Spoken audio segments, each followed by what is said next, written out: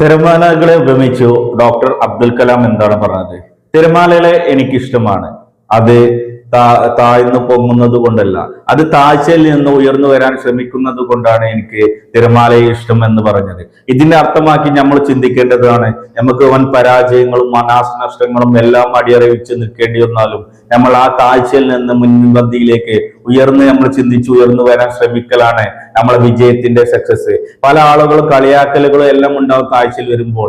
എന്നാൽ അവർ തിരിച്ചു പറയും, നമ്മൾ വിജയിച്ചു കഴിഞ്ഞാൽ അവൻ കണ്ടോ, അവൻ പരാജയപ്പെട്ടിട്ടും അവൻ ഉയർന്ന് നല്ല രീതിയിൽ സക്സസ് ആയി എന്നാണ്. ഇന്ന് നല്ല പല ആളുകളും ജീവിതത്തിൽ സക്സസ് ആയത് പല പരാജയങ്ങളും അവർ കീഴടങ്ങി ആ പരാജയത്തിൽ നിന്ന് പഠിച്ച അനുഭവങ്ങളും ജീവിത പാഠങ്ങളും അവര് പിന്നീട് പ്രാക്ടിക്കലായിട്ട് ചിന്തിച്ച് അതിനെ വർക്ക്ഔട്ട് ചെയ്ത് മുന്നേറി ഇട്ടാണ് അവർ വിജയത്തിലേക്ക് വന്നത്. അതുകൊണ്ട് നമ്മൾ എന്താണ്, ഒരു താഴ്ച എന്നത് ഒരിക്കലും നമ്മൾ കാണരുത്. തിരമാലയുടെ പോലെ നമ്മൾ ചിന്തിക്കുക, തിരമാല താഴ്ന്നു പോയാൽ അതേമാതിരി ഉയർന്നു വരുന്നു, ആ ഉയർച്ചയിലേക്ക് അവൻ ശ്രമിക്കുന്നു. അതുകൊണ്ട് എല്ലാവരും ആ സക്സസിൽ മുന്നേറുവാൻ നോക്കുക.